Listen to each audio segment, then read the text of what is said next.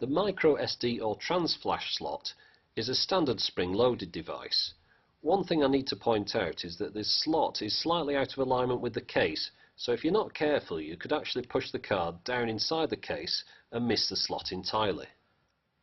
When the card's in place it's nice and flush and it's unlikely to fall out. Okay, so how does it operate? Now the first thing that I should point out is that it's not very intuitive, but we'll give it a go anyway. Hold down the bottom button until the orange light comes on. Right now it's in standby mode. It'll stay like this for 30 seconds and then switch itself off. So we'll touch the top button and hold it down until the light flashes.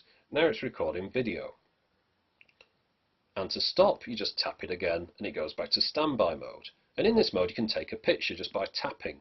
It'll take a really terrible picture with one flash of the orange light. Hold it down again, flashing, we're back to video again.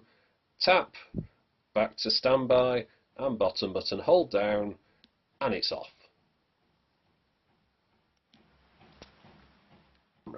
Well, in my hand here, it doesn't look anything other than a car remote key fob, so I don't think anyone should be able to spot it, but let's try it out.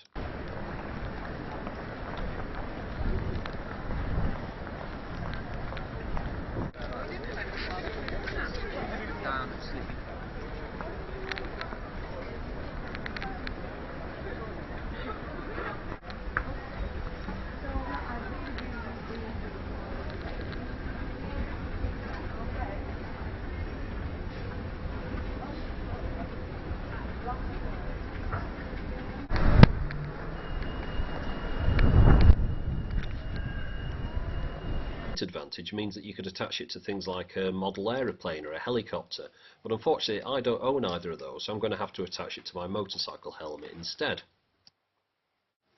Okay, so that's me nearly ready to go, but just one more thing. I did buy two of these, so I've attached the second one to the back of the bike facing backwards, just to give a different perspective on things. So let's see how it goes.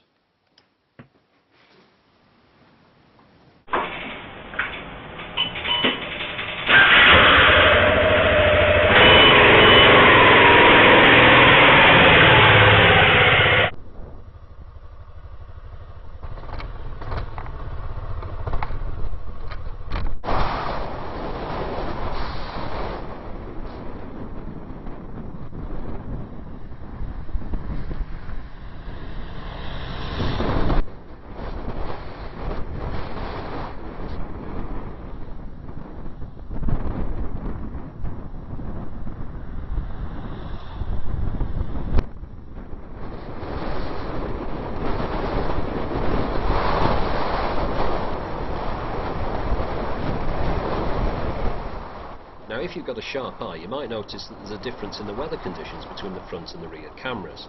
That's because I had to go back and reshoot the helmet cam because I positioned it too far forward on the helmet and all it was recording was the tarmac in front of the bike. And that scenario probably highlights the main disadvantage of these kind of cameras. You can never be too sure that you're pointing them in the right direction until you get home and review the footage, and then it's probably too late. So I had a couple of concerns about the keyring cam. The first was that it seemed to record a very narrow field of vision, so when I got home I decided I'd test this against the MD-80, and secondly, it seemed to use an awful lot more storage to record the same amount of footage.